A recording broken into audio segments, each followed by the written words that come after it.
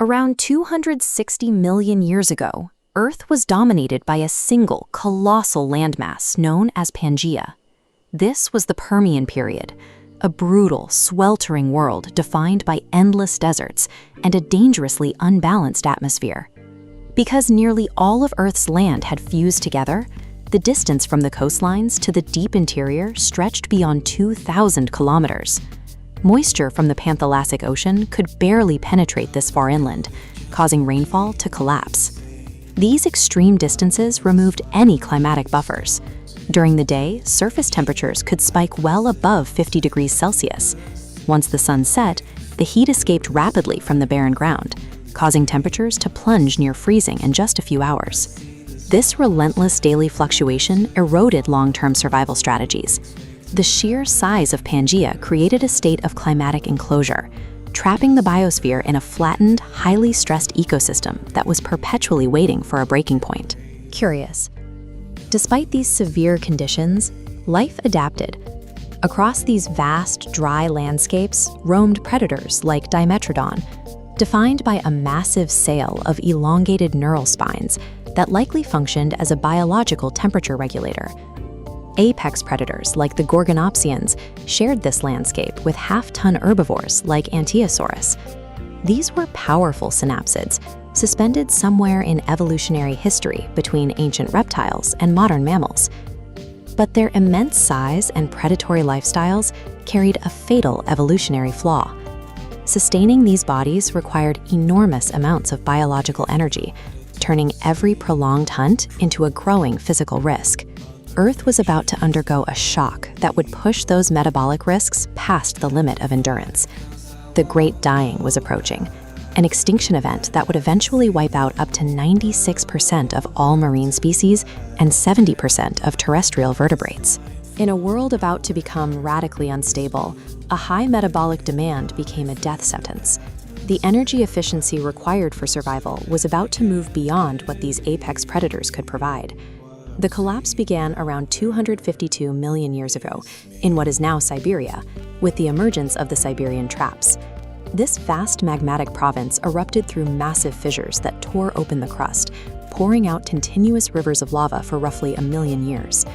The true danger arrived when the magma rose through the crust and intruded into deep subterranean coal deposits and organic-rich sediments. It effectively burned millions of years of stored carbon, releasing unprecedented volumes of carbon dioxide directly into the atmosphere. This triggered the first step of a lethal climate feedback loop. Atmospheric carbon dioxide concentrations spiked beyond 2,000 parts per million, driving global average temperatures up by as much as 12 degrees Celsius. As the oceans absorbed this heat, warmer seawater physically lost its ability to hold dissolved oxygen. The deep ocean began to suffocate. Anoxic dead zones expanded upward from the seafloor, systematically dismantling complex marine life as they reached the shallows. Rising ocean temperatures eventually reached a critical threshold, triggering a third feedback step. Deep beneath the seafloor, frozen methane hydrates began to destabilize and break apart, releasing streams of trapped gas into the water.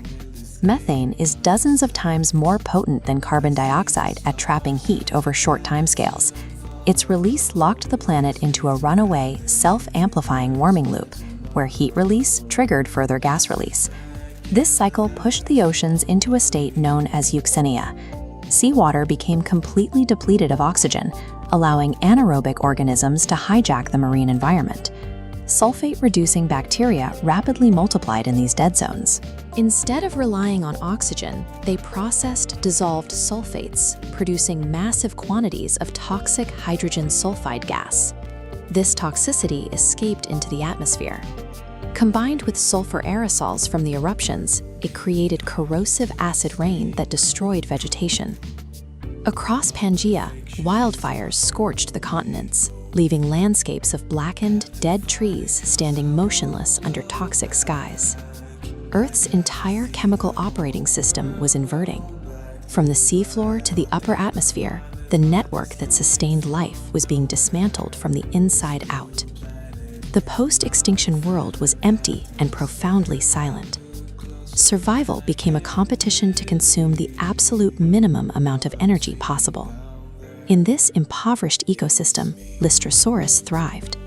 It was a slow-moving herbivore with a low posture and a simple horn-like beak for cutting surviving vegetation.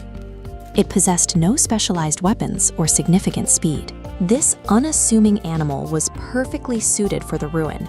This chart illustrates its dominance. In the early Triassic period, Lystrosaurus accounts for up to 96% of all terrestrial vertebrate fossils at some geological sites. The Great Dying acted as a brutal evolutionary filter. The biological economics of a collapsed planet punished extreme specialization and rewarded metabolic flexibility. By wiping out the energy-heavy synapsids that once ruled Pangea, the extinction event scrubbed the ecological slate clean. This created a massive biological vacuum across the entire planet. A new lineage of reptiles, the diapsids, stepped into this void. Without the pressure of the old order, they diversified into the archosaurs, the marine reptiles of the Triassic, and eventually the dinosaurs. We can track this entire sequence through the geological rock record. The ash layers, the spikes in carbon isotopes, and the sudden disappearance of fossils provide a detailed fingerprint of this climatic cascade. The Permian extinction is evidence that Earth's planetary systems have distinct breaking points. If a rapid spike in greenhouse gases once fractured the carbon cycle and suffocated the oceans, we must ask what prevents that self-reinforcing loop from triggering again.